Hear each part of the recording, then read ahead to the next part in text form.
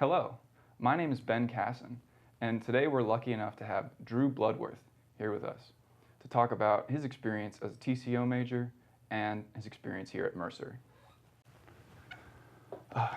First of all, could you tell us a little bit about yourself, where you're from, what you do for fun? Sure. So I grew up here in Macon. This has been home for most of my life. And for fun, I guess things I like to do, I'm sort of a sports nut. Love the Bulldogs, having gone to school there. Cheer for the Bears too. Fun stuff. Could you give us a little bit more about your job? What's your job title, and sort of maybe walk us through a day in the life? Absolutely. So about 2 months ago, I moved from the advancement office to our admissions operation. And so I am the Associate Director of Marketing and Communications for Enrollment Management, which is a very long title, but basically I do marketing for admissions. I'm a part of a team of about 7 people. It's really unpredictable, and that's part of what I like about this line of work. I don't want to come in and know I'm doing the same thing every day. So there's variety to it. I get to kind of be the lead writer on copy for our websites, collateral pieces that we print. Dabble in a little social media.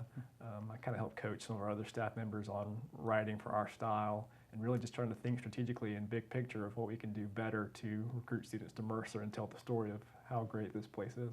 So how much experience did you have when you got your first job in TCO, in a TCO role? Sure. So I guess I'm sort of a quasi-technical communicator.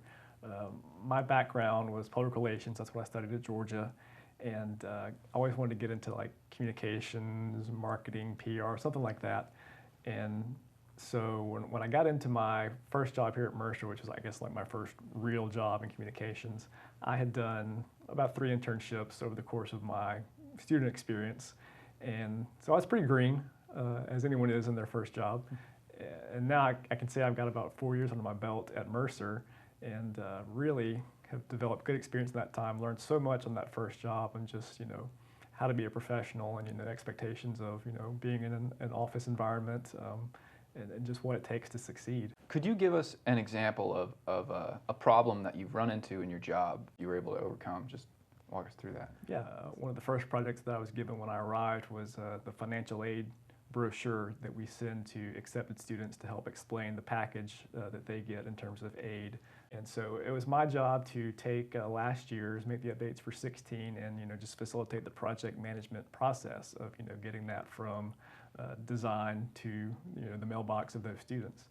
And I drew on so much of what I've learned in this program of how to how to do editing, how to write content, how to oversee a project. So I'm coordinating with our financial aid office. They're the subject matter experts on this, and I'm trying to take that knowledge and make it digestible for the average student and their family to understand this is what it means when you have a Zell Miller scholarship or a federal subsidized loan.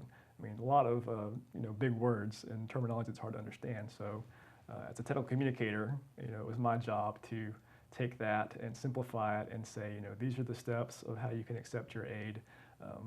We're here to help, and then just complete that process. And we hope that makes for a more meaningful impact in terms of what Mercer can do for you and how we can help.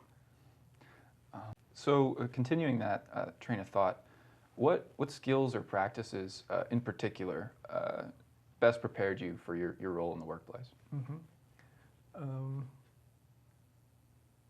I have to go back to some of my undergrad experience too. One of the best experiences that I had was a visual communication and sort of graphic design course. I have used those skills a lot, especially in my previous job. Just knowing how to do the basics in InDesign and Photoshop and Illustrator and the creative suite. Those technical skills are hard for employers to find, and so if you can do that and have that in your tool belt, I think that's going to make you a more marketable technical communicator or just a communications professional in general. So that's certainly one thing that I've used, and have learned more about how to use those tools in the grad program here at Mercer for technical communication. I think about learning about typography and all the different ways you can use visuals to communicate a message beyond just the text on a page. There's so much psychology behind it. It's really fascinating, and so to to learn that rhetorical situation, audience purpose, and context. If you consider that in every situation you face, that'll help you identify who the reader is, who you're trying to communicate to, and really tackle how best to communicate to them. Thank you so much for your time. It's been a pleasure talking with you. And Sure. Thank you. Absolutely, glad to be here.